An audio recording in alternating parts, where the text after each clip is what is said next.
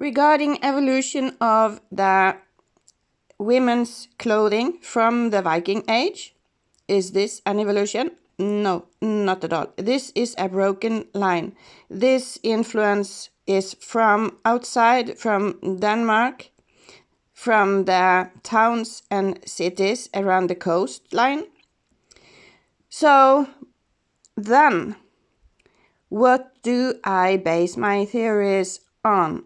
I base my theories on the traditions in the valleys that were so isolated they had no contact with the culture from Denmark, at least not any influential one.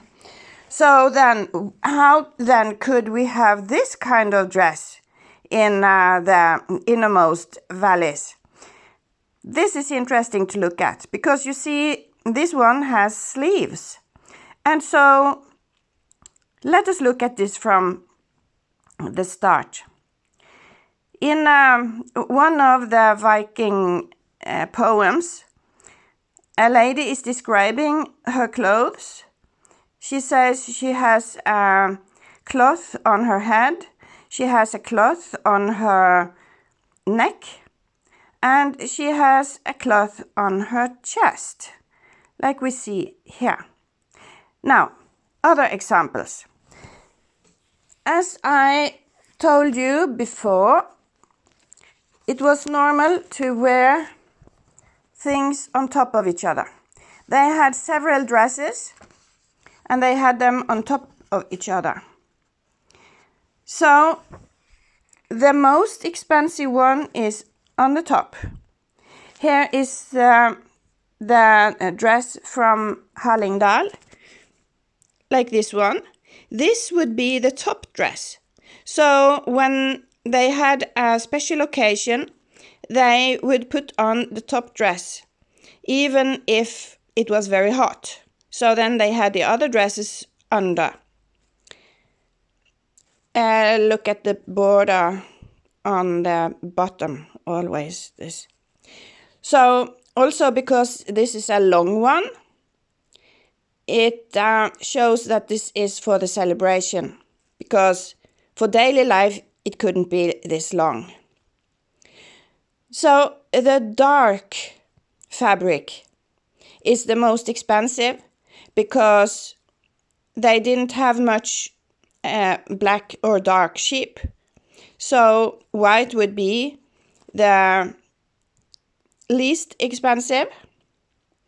So when they stopped using these dresses for everyday life in more modern times, then when there was a special occasion and they wanted to take this on, then they took on only the best one, only the top one. Okay?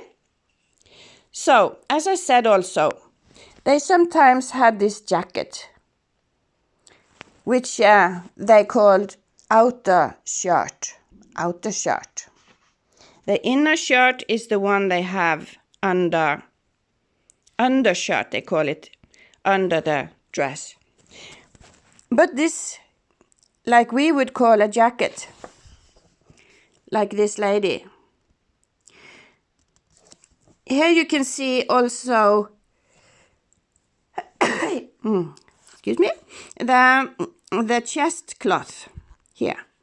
And she has the head cloth, and the neck cloth, and the chest cloth. And she has the jacket. For married women, this could be open. But sometimes, even though they had other dresses underneath, because that was the everyday dress they had underneath, and on top they had the nicest dress. But if it was very cold, they could actually have an extension on the outer shirt. So it would be just as long as the dress. That means that it was also open, and it was sewn onto what we would call the jacket. So the whole thing would be what we would call the jacket. Okay? It would look like a dress if it was closed. And certainly they could close it, yes?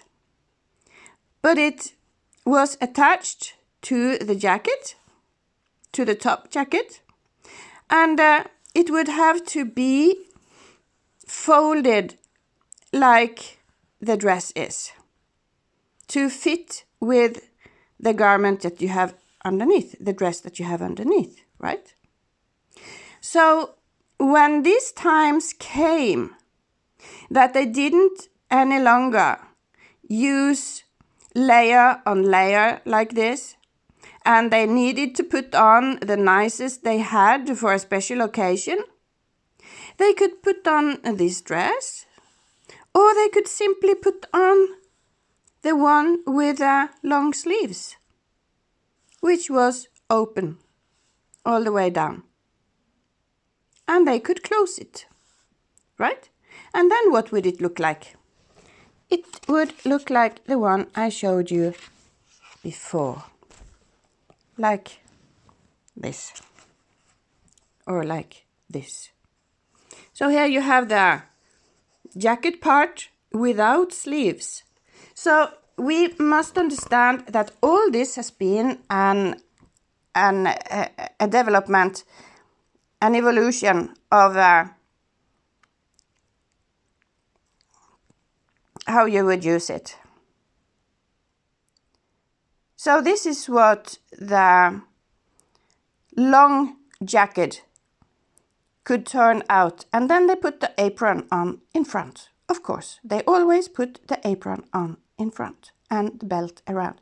So this dress may actually have been a development from the strap dress all the way from the beginning, simply because of practical use.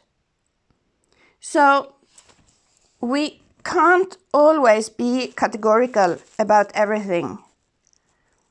We need, especially because the lining is so high, upper waist. And we have this upper waist. The men's clothing is something completely different because they wear so much around everywhere. And so they change their ways of dressing all the time. So here we have the strap dress again, used all the way until our times. And for celebration in modern times, when they use only the finest parts. And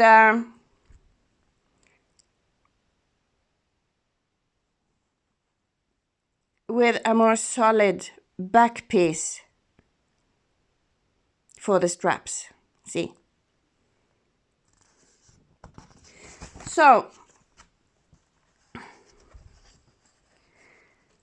for layers on layers and a shirt on top,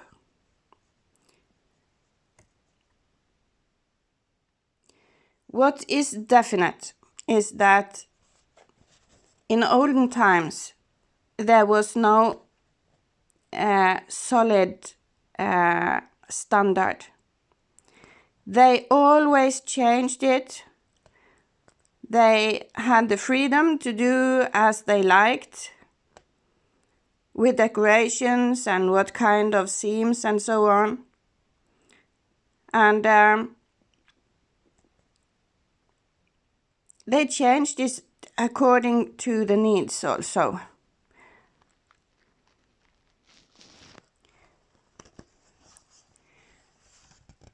And so for the Viking dresses, it could be helpful to see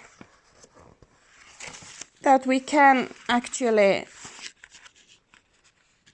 be more open to variations And even if something has been found in one grave, it doesn't necessarily mean that this is how they dressed everybody and all the time. I think we must be open to the fact that there were variations.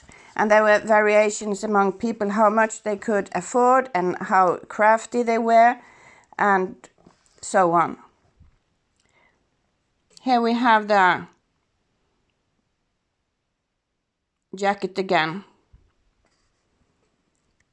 And this would be the dress that comes from the, see, very high lining. And this is the jacket, a whole jacket outside of the dress, which may have given rise to this dress when you take away the sleeves. So that was my contribution today. I hope you find this helpful. This is the original dress. And this is how it is made again today. This is the one that has the lining under the breast. And this is how the straps are more solidly attached on the back. The traditional variation of the belt is huge. It could be leather belt or it could be woven belt. It could be very narrow woven belt or broad like this. So, lots of variations. Here we see the ladies with a outer shirt, which is what we would call the jacket.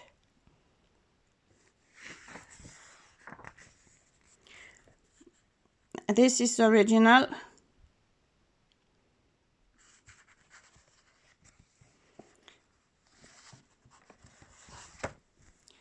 So,